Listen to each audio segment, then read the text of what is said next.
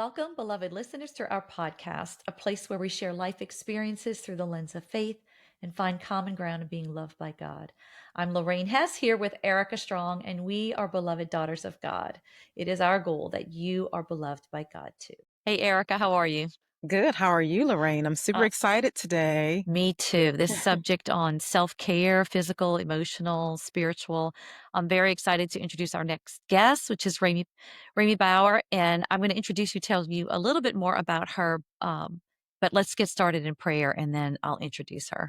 Absolutely. Heavenly Father, in the name of Jesus, we just thank you for today. We thank you for this podcast. We thank you for the listeners and just being able to open their hearts to receive the things that we talk about. We just ask you just to give us the wisdom, give us the guidance to be able to bless your people. In Jesus' name I pray. Amen. Amen. So I'm so excited to introduce Remi Bauer. She is a mother of 3 boys and 2 grandsons. She's a dear friend of mine. She has been in music ministry since she was very young, and she is an outstanding composer with OCP, and all of her music just draws people closer to the gospel and helps people to pray. She is a music director at St. Rose of Lima in the DC area where she and her husband live, but she was born in New Orleans and raised in New Orleans, so she's always going to be a New Orleans girl to me. And my favorite way to introduce her to our audience is to just say she's just a wonderful friend and one of the sweetest people I've ever met. So, Remi Bauer, welcome to our show. Oh, Welcome. thank you. I am honored and humbled to be invited to come here today. So, a little backstory for our listeners, Remi. You and I we talked about this several weeks ago. You and I had done a presentation back in January on self care, physical, emotional, and spiritual. And it was very well received for the composers at the Composers Forum. But I think everyone can benefit from your wisdom on this subject. And so maybe you can just tell us a little bit of background about how we put our presentation together, and then we would kind of dive into the nuts and bolts of it. Yes. So Lorraine and I were invited to do this, and we had about 6 months prep, and we spent the better part of that time figuring out exactly what we wanted to say, what was most important, and most importantly, doing research too. We're not doctors, we're not therapists, but we did rely on a lot of the research that is already out there. So as we talk, we've looked at NIH, we've looked at the Mayo Clinic, NAMI, the American Heart Association. So we might not say that all of the time, but we have really done our best to do due diligence to give good advice for people who are seeking better physical, emotional, and spiritual health. Hmm. Right. Right. Nice. So if we were to let's break it down. Maybe we can just do one at a time because Yeah. there's so much information there. And one was the first thing that we talked about was the physical health and some of the obstacles to that, and some of the things that we consider that maybe we're not thinking about. Yeah. And throughout this, there are two things that keep us from meeting our goals. First is we often see things that are completely beyond our control. And the second is we somehow let guilt factor into it, and that Hmm. doesn't help us at all. Yeah. So with the physical goals, there so much with our physical goals and physical well-being, it's common sense. There's a lot out there. We see a lot out there. But we kind of broke it down to diet, exercise, and then sleep, because a lot Hmm. of people don't realize how important it is to rest our bodies. So diet, you can make small diet changes. And there are a lot of people finding success with just using apps of different kinds and fitness trackers. So one thing that I did a number of years ago, I read a challenge in the newspaper um, to make a small change every week. And one of the things that stuck was with every single meal having fruit or vegetable. And if you want more on your plate after that, that's what you get for seconds. Hmm. And that was something that really changed my life for me. And also with that was to increase my exercise just a little bit at a time. And sometimes it's just the awareness of what you're doing that helps. Exercise, especially, you have to be guilt free. The organizations that give advice on this recommend 150 minutes of exercise, cardio exercise for adults per week, Hmm. and strength training twice a week, and to avoid sitting. And so a lot of people find that to be such a huge commitment. And they have so many things going on in their lives, like I said, beyond their control. So you might just want to see what you can do. Can you walk 5 minutes a day? Can you walk 10 minutes a day? Can you stand more? Um, Can you just try to lift things a little bit more Mhm. often? Just do some small things. Go from nothing to something or from Mhm. something to a little bit more of You know, Mhm. something. that's a good point, Raimi, because even Yeah. if it's if say you're going to the grocery store, choose to park far away.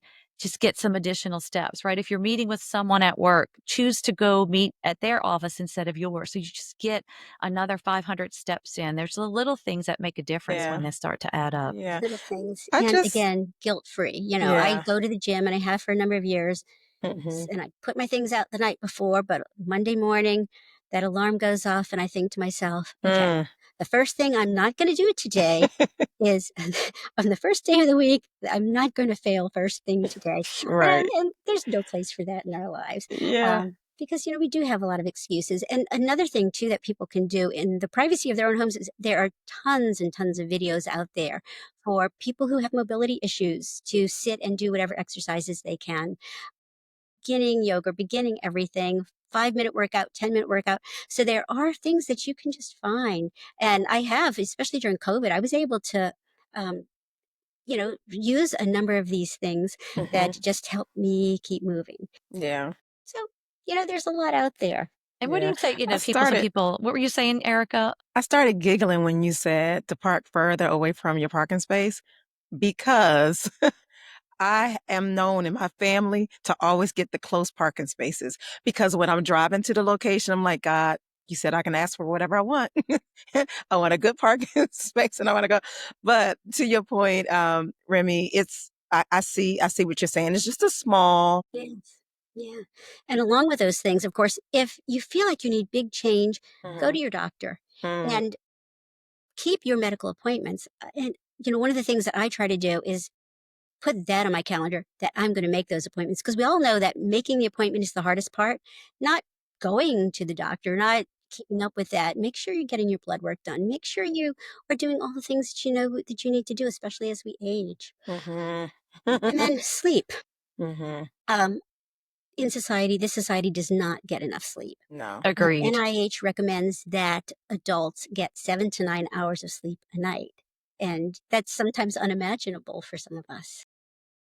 Inadequate sleep affects our health in so many ways: depression, fatigue, anxiety, and especially cardiovascular disease.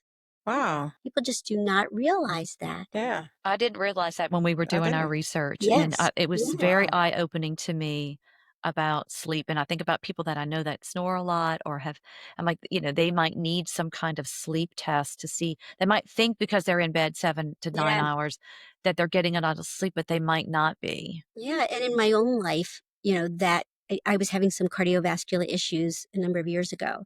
And it was puzzling to the doctor because of my age and my physical makeup. It didn't make sense. And then Mm. when she realized that I snored, she sent me for a sleep study Mm. and discovered that I have severe sleep apnea. Wow. And I stopped breathing 40 times an hour, and my pulse Wow. ox rate was going down to almost 80. And she says, well, this explains all of these problems. Fortunately, that is something that is easily treated. Some people think that I love my CPAP. I can sleep so well with my CPAP, despite all the ads you see about this. Mhm. But it really was life changing. And furthermore, they do show that sleep apnea magnifies all of those problems that I mentioned, Wow. and they can make them very severe. And the Sleep Association of America, I believe it is, estimates that there are that about 26% of adults have some sort of sleep apnea between the Mm. ages of 30 and 70. So it's something that is easily tested, easily worked out, and that can really improve your life tremendously. What about the lack of sleep for menopause? Right. That's the current problem, Oh, right? yes. Yeah. Because like, what do you do for that? Was one of the first things my doctor asked me when I was getting older and we started to address some of the changes in my life. She said, "The first thing we need to fix is to make sure you're getting sleep." I'm like, "Well, wait a minute. I'm Yeah. gaining weight and I wanna work with that." She goes, "No, no, no. Sleep is I gotta get to your sleep first. Make sure that you're Yeah. sleeping." It was So number what was 1 to the her. answer then, Lorraine? Well, everybody's different and, Yeah. it depends on what's causing you not to sleep. For some people, it's a breathing problem. For some people, it's being overweight. For some people, it's, maybe they have body pain and they can't get comfortable, so they wake up. But for some people, I mean, they're not breathing. They stop their breathing. Mhm. And one of my sons had pediatric sleep apnea, and I didn't realize it until after Hurricane Katrina when we had to share a room because we had our floors refinished. And I heard him stop breathing all night. I'm like, "Oh my gosh, I thought he had ADD," Mm. but it was sleep deprivation. So it can Wow. present itself as other things, and it may be sleep and you don't even realize it. Yeah, but just going through this cycle, like you I mentioned earlier, just age can change a lot for you, and just going through menopause, I find myself like waking up 3 o'clock in the morning, and then I'll fall back to sleep, and 4 o'clock I see the time, and then 5 o'clock I see the time. So it's like these increments of sleep that I'm never just really, really rested. And And so Rami, the you're talking 7 to 9 straight hours, right? Like, not yeah, those broken up not hours. yeah. Yes, yeah, and I wish I had an answer for that because, Mhm. the hot flashes that wake you up so much. And as Lorraine said, everybody's different, and some people Mhm. respond, differently to different kind of medications that their doctors have, put them on. Some people can't take a lot of those things, and Yeah. so it's difficult, but the good news about what you just said is that finally society is recognizing this as something that you just don't whisper about because it was Yeah. something that nobody ever spoke about. Yeah. And now it is something that's out there. I think You it's know our generation, honestly. I'm sorry to cut you off, Lorraine, No, because go like ahead. my mom is passed, right? And so when I started going through this, I'm like, lady, you had something you needed to tell me before you left here, right? Right. Because no one was talking about it. And I think just our generation is like, oh no, I am not going down quietly. Somebody's going to tell me something. Yes. And that Yes. again is a part of self-care because we weren't willing to just hide it and take it away and just deal with it on our own. Lorraine and I met. That was the first thing we started talking about It because really was. so like that's not even the secret anymore. So now for my girls, I'm able to like I express to them when I have my fan Right. handy and when I'm just like, having those aches and stuff. And so I let them know so that when they become this age, they like, oh, this is exactly what my mom was talking about. But that's the generation that we're in. We're just not going to go down quietly. You know, Rami, one of my favorite things you said about this physical self-care is just do something. Just do A little something. something, try a little Yep. something, and then what happens, I think you start to feel better and you're Yeah. inspired to do something else and to go Mhm. a little further. I wanna make sure we have Mhm. plenty of time to talk about Oh Sure. all yeah. 3 of these Yeah. subjects. We Yeah. could talk forever, but I wanna move on to are you okay if we move Yeah. on to emotional self-care? Yeah. And one of the things that I meant to say at the beginning is that sometimes these things are in a hierarchy. That if you don't feel well physically, it's very hard for you to feel well emotionally and then to take care of your Absolutely. spiritual health. And then Absolutely. sometimes they're just simply interconnected. Mhm. That um, if you are spiritually well, then you Mhm. can be emotionally well, and it's easier for you to take care of yourself physically. So, Mhm. Good we are point. just Yeah. all complicated people Yeah. all together. So, emotional It's a great well-being. point. Mhm. When Lorraine and I were working on this, we really talked about the fact that there are two factors that affect our emotional well-being. First, there is the external factors, and then we have our internal factors. We have things that we feel are beyond our control because other people impose them. And anybody who's ever worked anywhere with coworkers know, or if anybody's been in a family, you know that there are external factors, and sometimes we might feel helpless. So I wanted to talk a little bit about that first, and then a little bit about our internal factors. Mhm. Great. Sometimes with the external factors, we can kind of create a healthy apathy. I think one of the things that happens with people is we feel like we need to have power in certain situations. And we have to check ourselves on that. Is it our ego? Is it um, just that we feel like we're going to lose something, that we feel we need to be heard? And sometimes it's okay to say, you've got this, or if that's what you really want, whatever, and just Mhm. let it go Mhm. and not let it become part of us. Yeah. We just don't need power in all situations.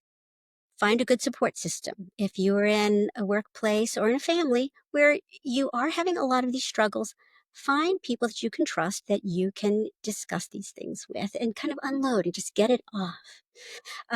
If there are people, especially in your office, that uh, you know that when you talk, you don't communicate well, just send kind emails, asking simple questions. So just to avoid those situations throughout the day. Minimize your social media. That is something that we all know that happens, that people can just, get lost going down social media and see the toxicity. Sure, you can see what's going on with your family. You can see what's going on with your colleagues and friends. And there is that joyful part, but we all know what happens to us with that. So that's something that you really need to be selective about. Um, One thing that we came across was the whole idea of the cognitive workload. And a lot of us feel a lot of emotional stress because we feel like we have too much in our minds. And um, the amazing thing about having things in our minds, at least to me, was always something that I felt like I didn't have control over. I just had so much in my mind. I had to do this, I had to do that, do that. And it was more controlling me. But then I learned of the concept of cognitive workload. And cognitive workload are all the things we need to know to make things happen in our households, in our workplaces. And when you change it to thinking about workload, well, we know what a workload is. A workload is something we can manage, right? So, are there ways that we can take our cognitive workload and find ways to manage it? The first thing that I recommend to people is to think about things that you can just take off of your workload, either in your family Mhm. or in your home. And one example I have is that whenever I was traveling, I've been told that feeding people, of course, being from New Orleans, is my love language. I'd be getting ready to travel, and I would make sure there was food in the house, and there were meals, everything. This was something that I was busy with in my mind, going to the store, whatever. And as the boys grew up and left, I still was doing that, and my husband eventually said, "I'm fine. You don't need to do this for me anymore." Yet still, I kind of felt like I needed to do it, and finally, I said to say, "Nobody's gonna starve. They will find food. It's fine." And so I was able to just take that off of my workload. Yeah. We all know that when we're preparing to travel, there's enough to do. Mhm. Um, so there are some things that we can take off. There are some things that we can give to other people, especially with spouses or children in the household. We can say, I've been doing this, and this is something that maybe I don't need on my plate. Give it to them. They might not do it the same way you do it.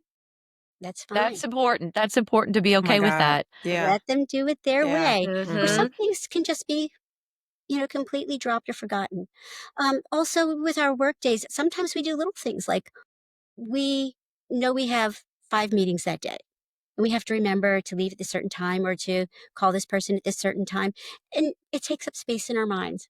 Why can't we just pick up our phone and then put alarms in for all those Mhm. times during the day and Yeah. just take it off? Mhm. Um, you Well, know, that's a good point, Raimi, yeah. because if you give yourself an alarm for something that you're worried you're gonna forget, Uh-huh. then you free yourself from having to remember it. Yep. Exactly. Yeah. And that's there's so many things you can do that with. Yeah. Mhm. Yeah. And I love that idea. I think that's Yeah. genius. Yeah, Yeah. that's literally how my life is ran. Like, if it's not in my phone with an alarm attached to it, I'm not gonna remember.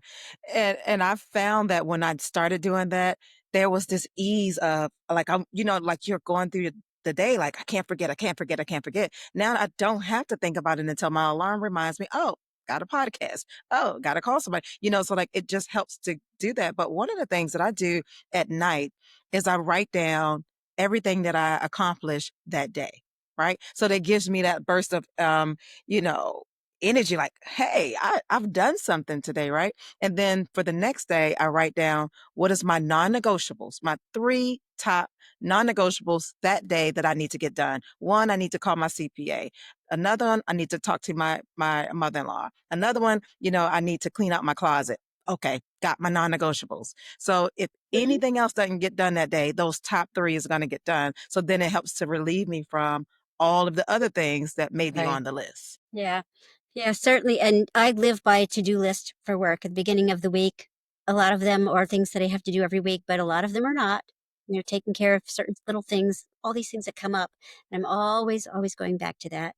So, just remember your cognitive workload is, you know, easing that up is kind of like taking things off your personal computer and putting it on an external hard drive, Yeah. just so you can clear up Yeah. your all your working memory. Yeah. Release the Then stress. let's move on to Mhm. the internal factors Yeah. that give us stress, that really get in the way of our emotional well-being. Um, and this is really hard because we have to continually remind ourselves that we are worthy, that we are okay, that we are doing fine. There are things that we need to do to just find that space, you know? Um, some of the things that we can do is go out in nature. And Mhm. that is one thing that a lot of studies show that being out in nature has helped people reduce their medications and things like that, that they really are just being able to breathe. And I even found um, this spring, a member of my family was going through a lot of medical um, issues and surgery and hospitals, and I was the main caregiver. And so I've just felt like I was in this what I call firefighter mode for months. And I've just felt like I had this cortisol that I just couldn't stop this feeling of anxiety. Even when things were all better, all over, I was just really having trouble resting. And one day I looked out in my patio, and every year I fill, I must have almost a dozen containers of potted plants. And in May I do that. And this was the end of June and I hadn't gotten to it, and weeds had started growing in the pots. There was like, I don't know how weeds got on my deck, but they were there. And I could see little bits of color coming up. And so I went out there and I was just going to kind of chuck everything. It was late in the season. And when I saw that seedlings had started from seeds that had dropped from the previous year, and I pulled everything out and I went to the store and I got some plants to fill in and everything. And having spent just several hours doing this and working with nature and planting, I felt 100% better just by doing that. So, that is something that is really, really helpful. And along those lines is being creative. You don't have to be an expert at anything that you do, but sometimes just losing yourself and freeing your mind. And I think we've all had those experiences where we've done, for me, it's pottery, um, and sometimes writing music, that you can do it for hours and think about nothing but that thing. And it just opens up this space for you. So find some creative things. Um, Practice being where your feet are. And Lorraine and I have shared Hmm. this. I like that. A good friend of ours, Rock O'Connor, Father Rock O'Connor, preaches this. Uh, and he talks about it with being with church and being in prayer, but also just being present. And it's such a gift to yourself and everybody else to be present. And you have to train yourself to do that. When you might find your mind slipping off, that's for later. That was yesterday. Do it now. And when you do start thinking about yesterday and tomorrow, you're robbing yourself of this moment. So Absolutely. you have the gift of this moment. So you want to do whatever you can to hold on to that. Do you have anything Yeah. more to say about that, I Lorraine, with do. I actually have thought? something to say about that because what you just said just really struck something for me that be present where you how did you say that? Be where your feet are. Yes. That just yes. Mhm. Because I remember just going through some real stressful times and I thought this then and I use it now as that practice because to your point, you get so many things that's just like weighing you down. And I remember just like thinking of all of the things that still need to be done, things like things that need to be paid and responsibilities that I still had. And I would say, I just stopped myself one day. I was like, in this moment, you are in need of nothing. You are completely cared for in this moment. And that was like an act of surrender that gave me that, okay, let me stop breathing so fast. Let me stop hyperventilating. Let me stop being anxious because in this moment, I'm well taken care of. So that you be present where your feet is. I love that. I'm going to remember that. So I will be taking that with me. Absolutely. I love that, Rami. So is there any songs or anything that you use in those moments just to kind of calm your spirit, calm your heart? Yes. And often in those moments, that's when I start creating my own music. And then, Hmm. and I know that in the quiet, is when the Lord speaks to me the most. And that's when we'll talk more about that with our spiritual well-being too. Um, there's one that I wrote and started during COVID called "You Are My Strength, Lord," Mhm. and Great "You are my song. strength, Lord. You're my hope when I'm troubled. You answer me." And so, yes, very, very much so. And music throughout my life has been a way for me to be connected to the Lord and to my inner self. So Yeah. yes, Do you mind if we hear just a little piece of that? "You are my strength, Lord." Like, I'm sorry you to put are you on the my spot. strength, Lord. You are my comfort when I long for peace. Your love is all I need. So beautiful, Goodness, Raimi. that's You yeah. see, I told you. Oh my goodness, that's beautiful. It's Thank so true, you. but, like, even in Yeah. times when we are and this is a great segue to talking about our spiritual Mhm. self-care because they're Mhm. all interrelated, they Yeah. all affect one another, Mhm. and that in those moments of being down, we sing, and those moments of being up, we sing. Yes. In emotional unhealth, we sing. Mhm. That's our language, and so, like St. Augustine said, "Who prays, sings twice." Mm. And so when we can sing through our difficulties, that sometimes those physical ailments lead us to reaching toward God and trying to become, like more connected to our creator so that we can have that as our strength, Lord, our guide, Lord, like those ways. And you said it beautifully with that song. It's one of my favorite of yours for sure. So, Lorraine, when you are in that space, what song comes to your heart? Wow. There's so much. I just think that no matter what we're going through, we try to stay in that place of gratitude.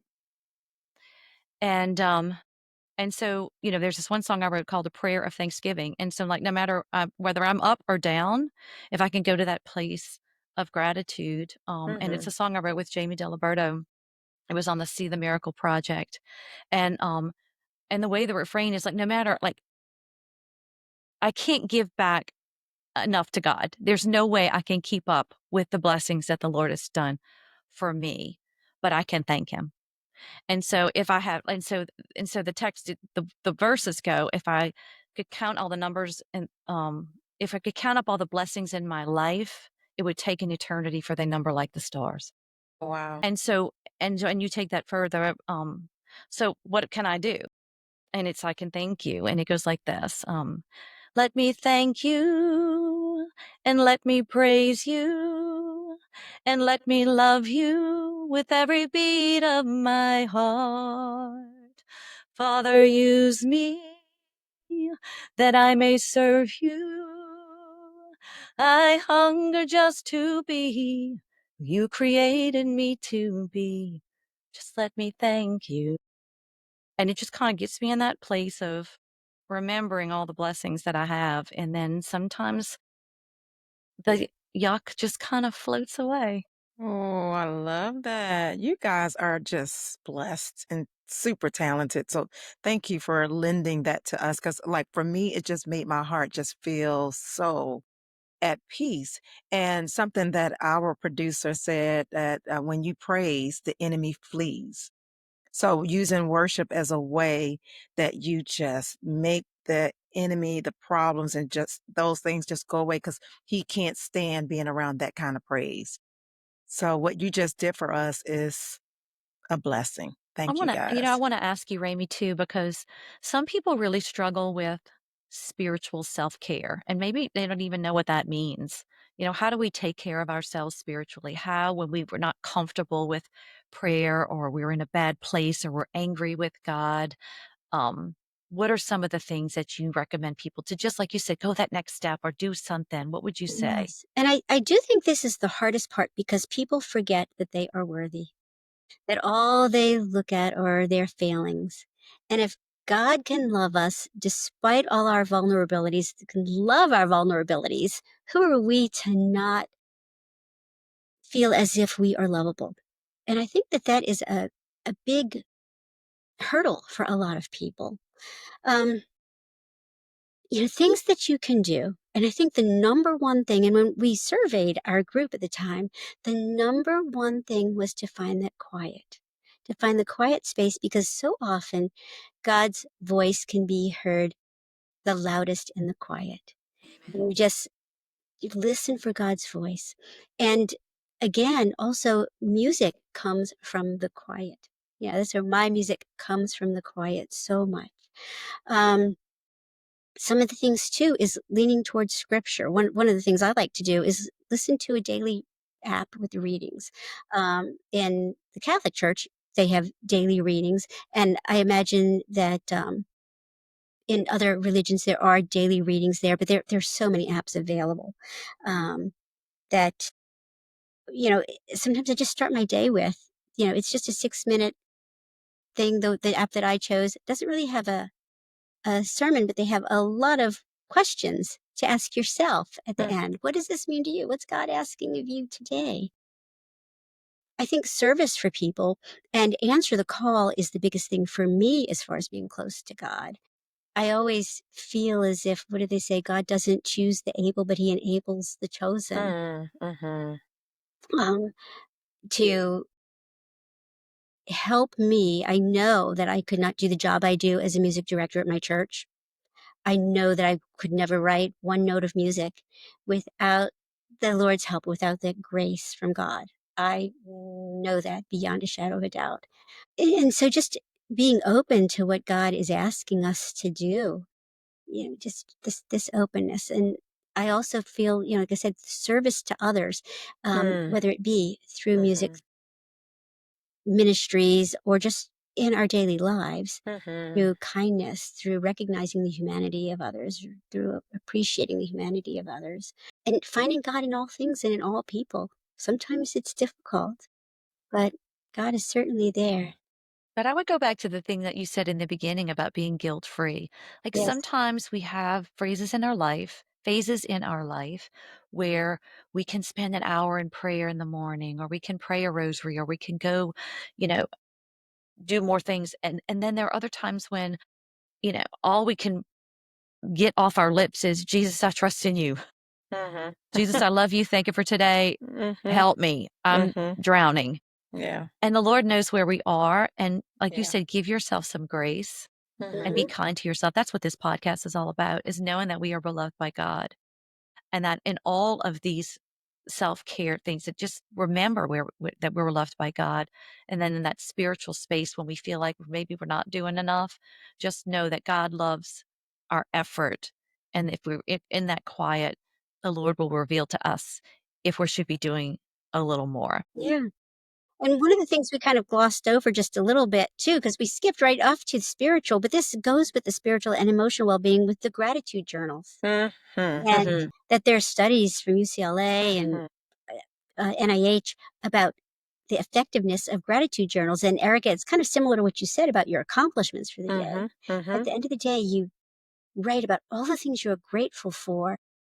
People find that their anxiety is much lessened. They sleep much better, um, and that they feel closer to God. That their spiritual lives are enhanced by doing this every day. mhm, mhm.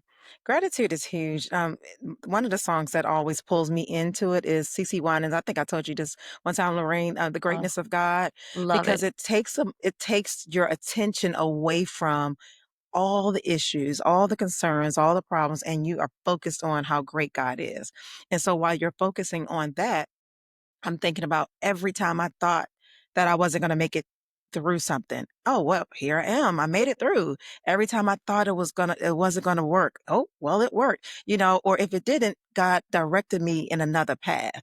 And so I lead my life with gratitude for that reason, because it helps me to take my attention off of the problem and onto how amazing God is. And usually that's when I'm turning my attention away from myself. And you said something a minute ago that just kind of lit up for me, was service to others. Right. Because I do remember a time when it was very, very tough for me. I was going through something so tough. It was actually a divorce. And I mean, divorce is hard on a lot of people, right? And so when I was going through it and I was just in my pity party and I was just thinking about, what am I going to do? What am I going to do with my kids and all that stuff? And I just remember God just directed me, help somebody else. And I said in the darkest moment, like, how am I supposed to help someone else? And I'm like, I'm a mess. And so what he taught me was when you help other people, you'll heal. Basically, you turn yourself away from what's going on with you, and I'm healing you in the background. And it made me think of something as simple as like a Band-Aid. I hurt myself and I'll put a Band-Aid on, but then I'll keep taking it off and pick it at the sore. It's never going to heal. But if I cover it up and I do something else, it's healing on I its love own. that. Yeah. I love that. And so to start helping other people, that was like, okay, God, I'm going to put the Band-Aid on me and I'm turning myself to someone else. And every time that was the thing that gave me that, like, I can't even describe the words. Like, I knew that what I was doing was as unto the Lord and I was being healed in the background. I wanna say something really special about Raimi too, but I've known Raimi for many, many years, and all of these things that she's talking about today, she really walks the talk. She's doing all these things. She takes care of herself emotionally, physically, emotionally, physically, spiritually. She's a great role model to all of us. If you meet her, you can see that she takes care of herself. And I love what you said that as we wrap this up, because I know we could talk for hours about this, is that if there's a part of your life that you think you need a little better self-care, just focus on that. Just do a little bit and then, and we'd love to hear from you if you were able to get something out of this podcast. But Rami, you are a blessing to all who know you. Any Mhm. final words you want to share before we wrap this up? Well, I hope some of the things that we talked about really just help people, even just a little bit. And I just want to thank you for inviting me. I was, like I said, honored and humbled to be invited to be with you all today. Thanks, Rami. Thank you so much, Rami. Is there anything that you're working on right now that you would love to share with our listeners to find you? Oh, Tell people where they can find your music. Yeah. oh yes, ocp.org. You go to ocp.org and just put in my name, Rami. It's Rami Fonseca Bauer. So I have my maiden name in there, but you can probably just find me with Rami Bauer. Yes, and I am. I'm working on some new pieces right now.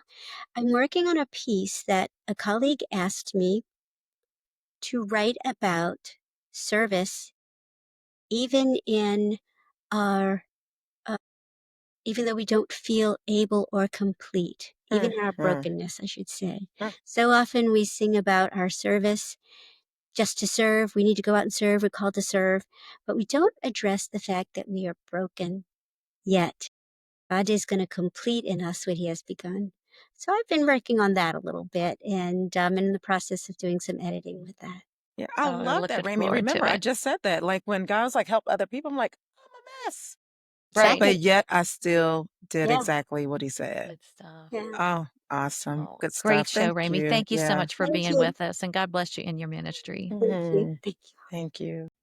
Thank you for joining us today on Beloved. You can connect with us on our website, belovedpodcast.com, where you'll find our other episodes. So please say hello and subscribe to our social media, Facebook, Instagram, and YouTube. Join us next time. And until then, remember, you are beloved.